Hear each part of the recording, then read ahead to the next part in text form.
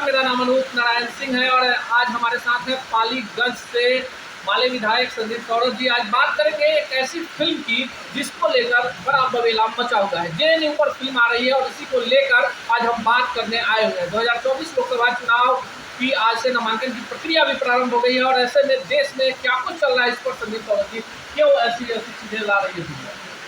देखिए, ये जो फिल्म आई है जहांगीर नेशनल यूनिवर्सिटी, ये जानबूझ करके चुनाव से ठीक पहले देश को सांप्रदायिक आधार पर विभाजन करने की कोशिश है। दूसरा है कि एक ऐसा विश्वविद्यालय जो हमेशा से ही सरकार की गलत नीतियों की आलोचना करने वाला विश्वविद्यालय रहा है, जो देश में सबसे सस्ता यूनिवर्सिटी, जहाँ पे आज भी 6 महीने में 109 रुपये फीस है, वैसे यूनिवर्सिटी को बंद करवाने के प्रयास से, उसको बदनाम करवाने के प्रयास से, जो भाजपा का पिछले 10 साल का लगातार का एजेंडा है, इसी मकसद से ये फिल्म लाया गया है।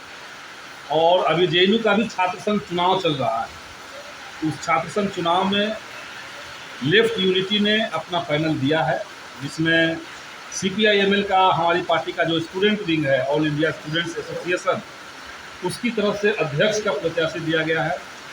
SFI, AISF और DSF, जी, चारों पार्टी मिलाकर के हम लोगों ने पैनल दिया है। और कल जेएनयू में जो रैली हुई मशाल जुलूस के साथ, ये जेएनयू के आम छात्रों ने पूरे देश को दिखा दिया कि जेएनयू का आम छात्र जो है वो जेएनयू के पक्ष में खड़ा है, वो उच्च शिक्षा को बचाने के पक्ष में खड़ा है, और साथ ही साथ भाजपा की जो सांप्रदायिक और विभाजनकारी राजनीति है उसको खारिज करने के लिए जेएनयू खड़ा है। तो हम लोग इसी उम्मीद में हैं कि इस तरह की जितने भी फिल्में आएंगी उसकी सच्चाई जनता देख रही है, समझ रही है। और इस बार न केवल जेएनयू के चुनाव में ABVP को हराया जाएगा, बल्कि लोकसभा का जो चुनाव है वहाँ पर भी जनता के सवालों पर बीजेपी जो फिसलती साबित हुई है उसको हम लोग सत्ता से लेकर। बिहार में आपका बड़ा जनाधार है, बिहार के कई इलाकों में आप लीडर हैं, विधायक हैं, लगातार आप लोगों ने जमीन पर संघर्ष किया, क्या लगता है बिहार में क्या होगा? बिहार में भी इस बार मोदी जी का पसीना छूट रहा है। और जो जेएनयू की आप बात कर रहे थे, जेएनयू और बिहार का एक ज़बरदस्त कनेक्शन, एक कनेक्शन तो ये है कि जेएनयू में हमेशा से ही बिहार के जो युवा हैं उनको जगह मिली है। वहाँ की राजनीति में, छात्र संघ चुनाव में, जेएनयू में बिहार के तमाम बड़े बड़े छात्र राजनेता वहाँ पर चुनाव जीतते रहे। जैसे सिवान के कॉमरेड चंद्रशेखर जेएनयू में छात्र राजनीति के सबसे बड़े आइकॉन, न तो जेएनयू में बल्कि हम देखते हैं कि देश के अंदर भी छात्र राजनीति का एक मजबूत स्तंभ की तरह, प्रकाश स्तंभ की तरह कॉमरेड चंद्रशेखर है बिहार से। हमने देखा कॉमरेड मोना दास वहाँ से जीती। मैं भी उसी जेएनयू छात्र संघ में रहा हूँ, मैं भी बिहार से हूँ। कन्हैया कुमार जी बिहार से थे, वो भी जेएनयू में छात्र संघ अध्यक्ष रहे हैं।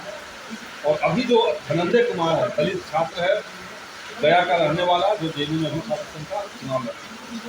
तो बिहार की बात हो, जेएनयू की बात हो, या जहाँ पे भी एक तरह का बहस का, संघर्ष का कल्चर रहा है, वहाँ निश्चित तौर से माले जैसी पार्टी, माले का छात्र संगठन, आइसा जैसा संगठन, उसके लिए एक स्पेस बनता ही बनता है। और वो हम लोग बिहार में भी इस बार देखेंगे और जेएनयू में भी जीतेगा।